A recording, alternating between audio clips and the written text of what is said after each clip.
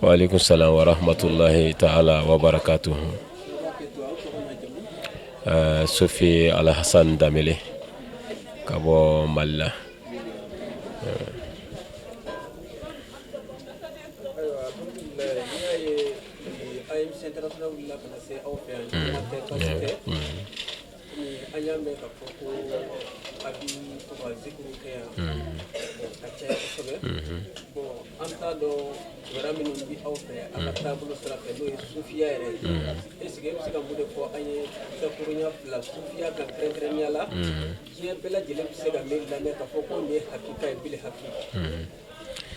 أعوذ بالله من الشيطان الرجيم بسم الله الرحمن الرحيم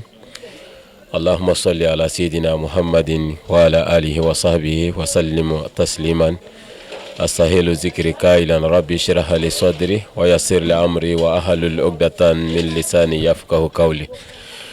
ambe kuma kan damina yoro yoro la tangi dabidu ala kafo ala kota kira kota auzu billahi fole oye anka wajibi ala yero nyina anfa ambe masadeli ala ka ambo shishitana la ambe na minfo ala ko be setika ala ko be ala sakoma ambe ansinsin ni ala toko mi je hinetige alkiyama jondo hina keregare lentigi do ka dayala anye oye ala kira muhammad sallallahu alaihi wasallam amenne ma nyina ala fe ka kishi nyina ala fe ka jide kira bainga mi ne ala yochi ka ka ama nema ka chi ka ka ama hinai amma Allah ta'ala dele salatu nema ala ko jide ana bono ana ka sahaba ani mamunun tugura no ka kata se alkiyama doma ala ka salatu nema jide belejenin alhamdulillah ye nyini gale ka femina ambe se ka dakurunya fladi aka asige islamia bakuruba ye ambela jelemi wele ko ali islam Allah ta'ala ko Qur'an kono ko diina min bi jate ale Allah ta'ala yoro o de islamia o islamia o de yirisumba ye ima bolo fara yala ambe jelembe yirisumba mina o de islamia alhamdulillah me baraka ni tabulo mi abe fuma ko tariqatul qadriya taifatul qadriya al hasaniya asufia o ye ala malde mana ala nyini choko la iba soro ni sira dodi ala yero nyina fa ko wabta ko ilayhi wasila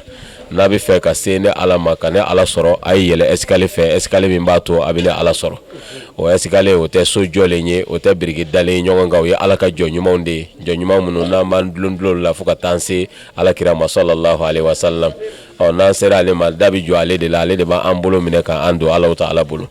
o kuma na o ye wasilai o kuma na me baraka ni fenga miye o de tariqatul qadriyai juma wo juma alamsa tenewo tena ambe faranyonka ka bara minge ala wele dudo Allah ta'ala ko ma ko uzkuruni azkurukum washkuruli wala taghfiruli ayna ala ko fo fona be aw ko fo ayna ala wale nyumando akana fitri wali anne alama okmana ka wati do soro ka sigi ka Allah ta'ala wele o yanga bare nga ambele jile ambe femina nabi famuni ka nyingali bi yenofe bulu fara worete an islamia mogoto ni nyogonche fona bora amazikiri minke ambela jelen islamia yirisum baindela shun kaka selu kaka hiju kaka jago kaka qur'ana kele ne bambolo ambe nyeshinyoro ye magan kele de nala hiji sedama ambe be kuleni cheba kele ne no ala kira muhammad sallallahu alaihi wasallam nga yirisum na boya na chugo la bolo fara di bala o mi masega famo de bolo fara konye mo bolo fara mfana minani sababu kumanga ke sababu ye ka anyina yirisum bainko okmana Allah ta'ala ba fa ko wa atasimu bihablillahi jami'a wala tafaraqu aya glo alaka juruba kelena kana farafaro ko tangi nangu la ilaha illallah muhammadur rasulullah sallallahu alaihi wasallam ambe fa kelenye ambe bakele tangi no mafa muslimela ambe korota minyine ala anami fanga minyine ala onti se kasoro mugode bi se ka soro mun yo famu ala kirana ka sahaba jera ka baraketini okmana islamia yera mi ne ambo obulo ka torika mi na mi barakenai asupasima yere qur'ane ni ala kira ka hadisadi sallallahu alaihi wasallam Sheikh Abdul Qadir Jilani min sebe ka blaka din ladinai akombe ladinai mesege ka nko ladinai mamunum bina mfatule ko fafana nubina tukonga wurdi no fa ka bara ladilika min nyeshi olu bela jelema ako Sofia mina ombi baraka na Sofia bolo faraka cha ibita sira woro fana sufu ba kono abolo faraka cha nga ni mko ya bejole ya bebe wele ko Sofia o me bolo faraw ba kono an be baara kɛ ni cɛba min ka yamara n'a ka kumakanw ni o Sheikh Abdul Qadir Jilani o kuma ye min fɔ k'o bila dugukolo sanfɛ de mabuniyatun alal kitabi wa sunnati rasul sallallahu alaihi wasallam o kuma sufiya min n'anw bɛ baara kɛ n'a sabatilen don k'a sigi alakira ka kumakan ani kuranɛ kan wa silamɛ bɛɛ lajɛlen mɔgɔ bɛ o de la i m'a ye baara o baara la nin fila i ka baara nin kana fɔ ɲɔgɔn kɔ o kuma na an ka sopasima yɛrɛ fɔlɔfɔlɔ min Sheikh Abdul Qadir y'o fɔ ye o de ye mabuniyatun alal kitabi wa sunnati rasul sallallahu alaihi wasallam o kosɔn hali mɔgɔ minnu ye baara kɛ ni sunna ye o sunna karamɔgɔba dɔ kuma na a ko ale yɛrɛ ye mɔgɔ ɲuman sira bɛɛ lajɛlen lajɛ k'a bɛɛ sɛgɛsɛgɛ o b'a wele ko Ibn Taymiya a ko ale y'a sira bɛɛ lajɛ ka sufiya sira bɛɛ lajɛ ale y'a sɔrɔ min ka taabolo ni alakira ka sunna ti ɲɔgɔn cɛ a bɛ kuranɛ nɔfɛ a bɛ baara kɛ n'a ye o de ye Sheikh Abdul Qadir Jilani o kuma na an ka baara o de nka fɛn min b'an bolo o ye zikiru de farda duuru selilen kɔfɛ sunkalo sunnen kɔfɛ hiji kɔfɛ ka kɔlɔsi ta an selilen kɔ k'a ban ka ala wele in tɛ diɲɛ sɔrɔ ye an ni ala cɛ bɛ surunya cogo di parce que Allahu Ta'ala kama ko inna salata tanha anil fahsha'i wal munkar nka ma kuma da yan nana fara ka wala zikrullah akbar wallahu ya'lam ma tasnauna ko seli ba aw lanye ko nka ka do ka fɔ ala kosuma aka bon dɛ o kuma na seli kɔfɛ ja ala y'a ɲini an fɛ an ka se ka sigi waati dɔ la ka fɛn dɔ ɲini jɔn minnu y'o cakɛ ka se alakira ma sallallahu alaihi wasallam olu wurudi de b'an bolo o de bɛ se ka ye an ni maa tɔw cɛ silamɛya baara kɛli la ala k'a faamuya d'a ma alhamdulillah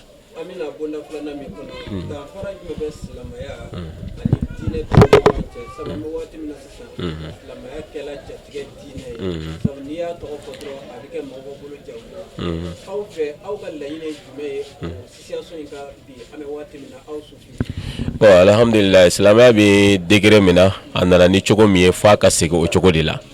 k'a yira k'a fɔ alakira sallallahu alaihi wasallam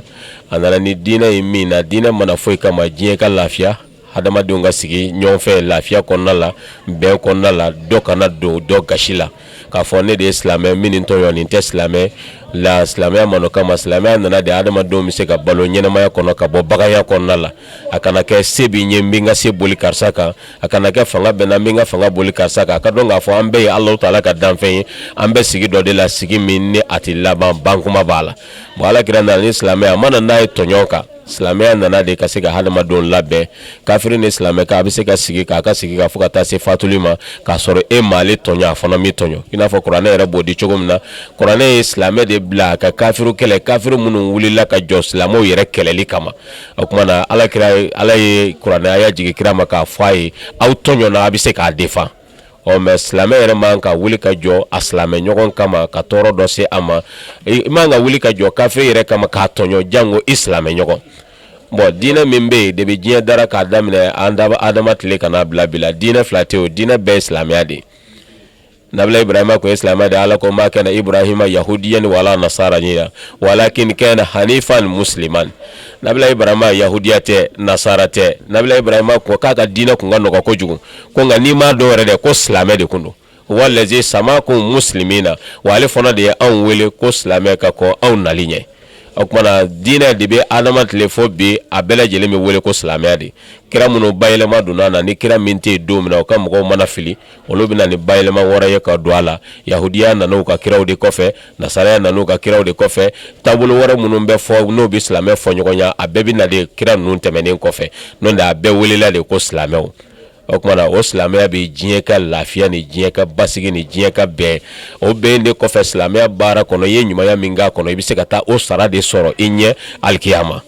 o kuma na alakira sallallahu alaihi wasallam a nana ka hadamadenw labɛn ka hadamadenw kɛ kelen ye ala bɔlen Makan ka taa Madinɛ kira ye fɛn fɔlɔ min ɲɛɲini fɔlɔ o de ye hadamadenw hakili bɛ se ka ɲɔgɔn ye cogo min na a taara a jiginna kabini don dugu kɔnɔ don min na a b'a ka ɲagamɛ sanfɛ n'a jiginna karisa fɛ yen juguya dɔ b'o ni karisa cɛ o tɛna sɔn ka taa ale fo ka taa bɔ a ye a bɛna fɔ de komi i jatigi ye karisa ye ne n'ale tɛ bɛn sigi la o kama n tɛ taa alakira sallallahu alaihi wasallam ala ye hikima jumɛn d'a ma a k'u ka ale to yen ale cira ka kɛ kira ye cogo min na a bɛ ɲagamɛ min sanfɛ ɲaamɛ fana cilen don o ka ɲagamɛ to yen mɔgɔ kana da juru min na ni ɲagamɛ taara i bugu yɔrɔ min na yen de ale ka so yen ni maa min y'ale sɔrɔ yen i y'ale sɔrɔ yen ala ka yamaruya kɔnɔ mais n'a sinna mɔgɔ kelen dɔ ma juguya kama sigi kama o bɛna ban alakira sallallahu alaihi wasallam ye ɲaamɛ da juru bila kira b'a kan a bɛ tɛmɛ f'a taara se misiri bɛ yɔrɔ min na bi kɛnɛba de kun don nyame tara se o kene de la beje o kene mo ka so te nyaga be ibiride ala gira ko wa ne ka so bi kane o kuma ni mana de sa o yente Muhammadu fei o me ani kar sabala o tse ka ke o kuma na atoro ko wile ka faranyonga ne na ni dine yahudiya o be nasara o bia do yere bia munun te foila ami fon fe nyanyi ni folo o de anga ben sigila o kuma ni sigi ben nana nyelema ko na la here chama ba ko na silame ba ka silame ke basigi ko na la me nyere ko ate silame ba ka nyelema ke basigi ko na la kiru bi ala di bulu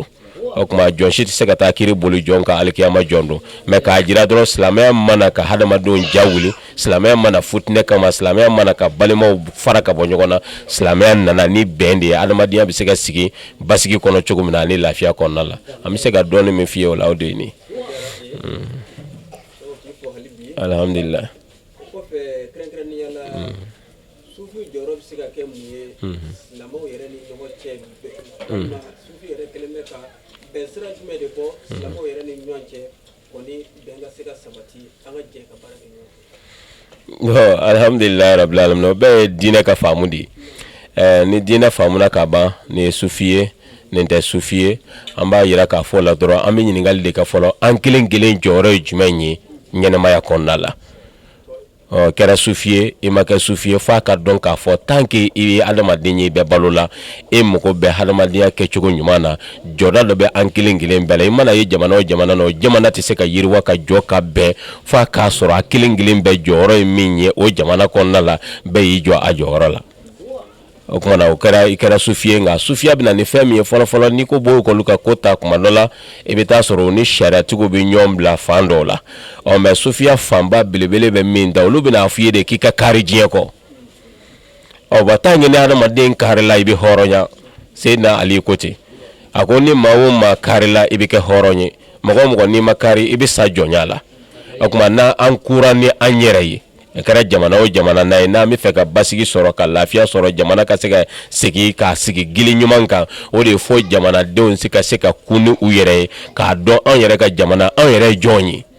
o kuma ne adama den fora iyere ki yere nige do yere la ki bokolo nige do yere la ki sigiro nige do yere la sigi dabi ta nyefe ni chogo mi obedla ngo be damina fanga so kono o de ka adama den glan ka an ladamu ka hakili nyuman de ama parce que ala gira ko ta ko hubul watan min al iman mago keri sigiro yere fe o fona limana dodi o kira gena ka bo maga abi bodo mina jito kunte abi bodo mina mafugori asie kumbai ka fanga soro ka maga konna la inga ala ko ama ko a chokudi ni chewo che chirane Allah taala fe ala dai ni abi bodo mina yijo ay maga fle akashira yani ni halala duge Allah taala ko Muhammadu ite mo ko mo min te furu dinyi wa mɔgɔ tɛ maga yɛrɛ min ye halala ka sago i kan mɔgɔ ka dilani kɔsɔ i bi jɛ ka dimi dɔ kun tangi b'a fɛ a ka dilan i bi jɛ ka dimi dɔ ko dimi kɔrɔ dɔ bɛ i bi jɛ o kɔ tangi n'o de ma ye du kɔnɔ o ma ye sigida la a ma ye dugu min na bɛɛ ni ɲɛtaa min bɛ ɲini a sɔrɔ man di o kuma ala kɛra jɛnna n'a ye tɔɔrɔ min kɛra a la a y'a ko a yɛrɛ la a ye dugu lajɛ a ka ala kama ko la oxym bi hazal baladi wa anta hilun bi hazal baladi min kale magan dugu la Muhammadu ye halala de ye yan ngata mena se di ma kofe o kuma na adama de muyuna ka sabali ka kuni yere ne be mi famu doni konna la ibaye hadama diya bidlan o me am min jira doro sufi ko tala an kelen be joro de be am jamana min kono jamana in basigi ni aglanina nga sheku baw ye min fanye ko gela ni ma min ba fe ala jonya la ka jamana dilan ibe ala wele ni dugo ke min ga kuma do la do sokono ikele ala kele o kɛra arakan jɔ fila ye an ka sheku y'anw yamara ni min ye ka an bilasira kan kana to yɛrɛ mɔgɔ ka bɔ a kalama ko ne de bɛ ka nin arakan in seli ka dugawu kɛ jamana ka basigi la o bɛ ka min kɛ nin kɛ i bɛ k'i b'a kɛ ala min kama o ala b'i sara ne donna so kɔnɔ kɔlɔsiɲɛ kelen i b'o ta a mana kɛ fɛn o fɛn a kɛra lahawla ye a kɛra suhanala ye e kɔni ka don so kɔnɔ i kelen ala kile ala e de ɲɛ bɛ na jamana bɛ nin degun in na ala ɲa ɲini fɛ jamana bɔ nin degun in na n'o kɛbaa cayara yɔrɔ o yɔrɔ la tɔɔrɔ min bɛ a bɛ kunbɛn an bɛ se ka dɔɔni min kɔni fɔ yamara kan na o de ye ala k'an bɛɛ sababa ma alhamdulillah o kɔfɛ an kun bɛ fɛ ka min ɲini aw fɛ kɛrɛnkɛrɛnnenya la a b'a dɔn sɛnɛ waati in na jatigɛli kɛ waliw ka ca jamana kɔnɔ kosɛbɛ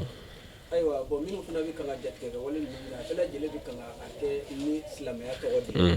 aw fɛ kɛrɛnkɛrɛnnenya la aw ka yeta ye mun ye a la a bɛ se ka kɔndɛnɛ aw fɛ wa walima aw fɛ nin baara in aw ka laɲini alhamdulillah an bɛ kuma den kelen de ta ala kira ko addu'a o silahul mu'min ko mana gɛlɛya cogo cogo la alakira ko mumini kɛ kɛlɛmina o de ye a ka dugawu ye jɔn bɛ dugukɔlen sanfɛ jɔn minnu n'u dala kuma ala tɛ ba ma fiyewu n'an bolila k'o jɔn sɛgɛrɛ hakikatan minnu tɛ fɛn wɛrɛ nɔfɛ f'u bɛ ala ɲini na olu ka dala dugawu bɛ ko gɛlɛn bɛɛ kunbɛn k'a jira k'a fɔ silamɛya tɔgɔ taara k'a da fɛn min kan silamɛya ka laɲini tɛ o ye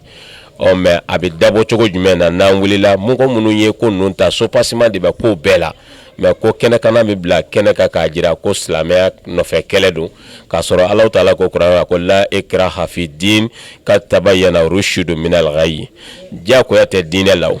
i bɛ se ka mɔgɔ diyagoya bi ko f'a ka seli mɛ n'e bɔra kɔrɔ dun o tɔ tɛ i t'o dɔn a dusukun de bɛ k'a fɛ o tuma na nkalon ni tiɲɛ o dɔnna Ala ko kira ma ko diyagoya bɔra a la o tuma mɔgɔ i bɛna n'i ka hakilila de ye n bɛ fɛ ka nin kɛ mɛ i bɛ fɛn dɔ tɔgɔ ta k'o da i kan k'o lagosi n'a ye tiɲɛni sira kan k'a sɔrɔ o fɛn yɛrɛ ka laɲini tɛ o ye o tuma silamɛya ka laɲini tɛ jawuli ye silamɛya ka laɲini tɛ tɔɲɔ ye silamɛya ka laɲini tɛ mɔgɔ fagali ye Kuranɛ ko ta ko man qatala mu'minan muta'ammidan fajaza'uhu jahannama maa o maa ye mumini dɔ faga k'i tugu k'a faga de ko sara foyi t'i ye lahara ni jahanama tɛ mɛ n'i y'o kalan kun dɔn i yɛrɛ bɛna dɔn k'a fɔ i silamɛ ɲɔgɔn ka hakɛ dɔ bɛ i kan mɛ an bɛ min fɔ kunbɛn min b'a la o de ye Ala wele n'an bɛɛ lajɛlen farala ɲɔgɔn kan i bɛ yɔrɔ min na min bɛ yɔrɔ min na mɔgɔw ka to ka fara ɲɔgɔn kan ka Ala wele a ka ca na Alahu Taala fɛ an bɛ degun dɔw kɔnɔ an bɛ bɔ a kɔnɔna la kira n'a ka sahabaw diinɛ gɛlɛyar'u kan k'a gɛlɛya u kan a ma ɲɛ u taara fɔ Alakira ye mɔgɔ dɔ bɛ magaya u fanga ka bon mɔgɔ cɛ gɛlɛnw don i tɛ Ala wele u ka fara an kan wa Alakira sallallahu alaihi wasallam a fana y'a bolo jan a ye bolo jan sahabaw y'u bolo jan fɛ a ye Ala deli dugawu taara minɛ Seydina Umaru de ma o don a bɛ da k'i da disi de kan ko n'a y'i da k'i jan a bɛna hakili jigin a la ko Ala bɛ yen mɛ dugawu minɛna min na dugawu taara yanga kunna a ma ɲɛ a y'i yɛlɛma k'i da k'i jan o tuma fɛn o fɛn ka gɛlɛn dugawu b'a nɔgɔya nka dugawu tigiw fana de bɛ yen dɛ an n'an kɛra Ala jɔn ye an dama bɛɛ ye silamɛ ye Ala mago bɛ da dɔw la n'an sɔnna k'olu de jira ka gɛrɛ olu la ka jamana kalifa olu ma hakikatan ka namara bɔ a la an bɛ dogo kɔnɔ Ala b'an bɔ a kɔnɔ min minɛ fɛ o y'o de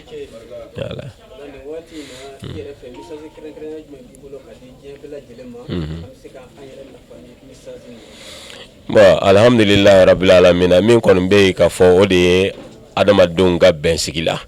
ala gɛlɛma belebele o de ye silamɛw dama ye silamɛw dama ni an bɛnna k'a dɔn k'a fɔ an bɛɛ lajɛlen jɛmɛ yirisunba kelen de la o yirisun k'an janto a la k'a kɔrɔbɔ ka to ka ji k'a kɔrɔ silamɛya bɛ se ka dɛmɛ cogo min na silamɛw dama ka kɛ ɲɔgɔn fɛ silamɛw dama ka ɲɔgɔn lagosi dabila u ka ba ɲɔgɔn na k'o dabila k'a jira k'a fɔ an bɛɛ ɲɛsin yɔrɔ ye fɛn kelen de ye na an dama bɛnna an sigiyɔrɔ la ka bɛn an ta yɔrɔ la ka kɛ ɲɔgɔn fɛ ka fara ɲɔgɔn kan ka baara kɛ an bɛ ɲɛtaa min nɔfɛ jamana ko la ani an bɛ ɲɛtaa min nɔfɛ silamɛya ko la an bɛ an sago sɔrɔ a la mɛ o fana tɛ se ka ɲɛ an bolo fo an ka se ka sabali ɲɔgɔn kɔrɔ ni mɔgɔw sera ka sabali ɲɔgɔn kɔrɔ o de b'a to du bɛ jɔ furu bɛ si sɔrɔ a sigi fana a bɛ ɲɛ an bolo balimaya bɛ dilan n bɛ se ka min kɔni fɔ o de ye sabali ye parce que sabali ɲininen don an fɛ fɛn damadɔ la ka sabali ka Ala bato ka sabali k'i yɛrɛ minɛ ka bɔ Ala kota ma ka sabali i sigiɲɔgɔn kɔrɔ ni ka sabali fana k'a dɔn se bɛ n ye n bɛ se ka nin kɛ ka tila ka sabali ka yafa i tɔɲɔbaga ma n'an jantor'o la i b'a ye an bɛ min nɔfɛ jamana ka basigi la ani an bɛ min nɔfɛ silamɛya la anw dama ni ɲɔgɔn cɛ i b'a ye a bɛ dilan silamɛw dama ka kɔdon ɲɔgɔn ma ni ɲɔgɔn lagosi o de bɛ silamɛya fanga o b'a lafu u nana ye Alakira ɲininka sallallahu alaihi wasallam mɔgɔ minnu bɛna juguya kama ka don silamɛya la ka silamɛya janfa Alakira ko ale tɛ siran olu kan ale bɛ siran mɔgɔ de kan maa min bɛ silamɛw yɛrɛ cɛ la n'ale bɛ silamɛya kan k'a tiɲɛ ko ale kira bɛ siran jugu min ɲɛ o y'o de ye bon min ka gɛlɛn silamɛya kɔnɔ o de ye an caman bɛɛ bɛ i bɛ taa sɔrɔ mɔgɔ caman bɛ silamɛya fini de b'i kana nka silamɛya dusukun tɛ a hakili tɛ o tuma na e bɛ dɔ lagosi silamɛ ɲɔgɔn don e bɛ dɔ lagosi a bɛ dɔ la Ala ko tɛ ko wala talmizu anfusakum adama kana ɲɔgɔn lebu a t'i ko maa bɛ sɔn k'i yɛrɛ lebu nka i ni min ye kelen n'i y'a lebu e de y'i yɛrɛ lebu bon silamɛw dama k'o de faamu k'a dɔn ko an bɛɛ lajɛlen bɛ yirisun kelen de kan n'o kɛra silamɛya bɛ laɲini min ɲini a bɛ dilan an ka sabali ɲɔgɔn kɔrɔ k'an janto denbaya la k'u bila sira ɲuman kan ka Ala ko don an denw kɔrɔ k'a don an musow kɔrɔ ani maa minnu bɛ jɛ la an ka fɛn juru la k'a fɔ ko an tɛ to diɲɛ na yan taa bɛna kɛ lahara de ni se kɛra min ye min kɛ o de bɛ taa sara ka d'i ma o kirita an bolo faman ya'mal miskala zarati khairan yarahu wa man ya'mal miskala zarati sharran yarahu. An b'a ɲini Ala fɛ jamana Ala k'a basigi, jamana bɛɛ Ala k'a sabati, an ɲɛmɔgɔ minnu b'a ɲɛ Ala k'o mɛn an ɲɛ. Alhamdulillah san'an bɛ bɔ kuma yɛrɛ kɔnɔ kɛrɛnkɛrɛnnenya an ka seku yɛrɛ an b'a fɔ kosɛbɛ n'o ye Seku Adama Jara ye ka foli lase an ma. Ale fana bɛɛ lajɛlen jɛmɛ k'a nunjuru don belebele min bolo n'o ye Seku Lasana Kanɛ ka bɔ Mali la. Kutubu zamani yufadu dahari waliyul mukashif wahidu asrihi. Ala k'a nafa n'o barika ye. An yɛrɛ tɔrika sɔrɔ cɛba min na n'o ye Sheikh Abdul Qadir Jilani ye. An bɛ Ala deli n'a barika ye kamanagan minnu b'an na an ka duw kɔnɔ, an ka sigidaw la, an ka jamana kɔnɔ. An b'a ɲini Alahu Taala fɛ wulibaati kamanagan ninnu na ni Ala tɛ Ala k'a wuli. Jatigɛ ko minnu bɛ jamana kɔrɔnkun n'a kirebekun n'a banikun anw tɛ se ka siya fɔ a la. Minnu b'a ko kɔrɔ an b'a ɲini Ala fɛ Ala ka don an n'u cɛ. Ya Rabbi Ala ka don an n'u cɛ. Kiraba in lahɔrɔma kɔsɔn sɔli ala rasul.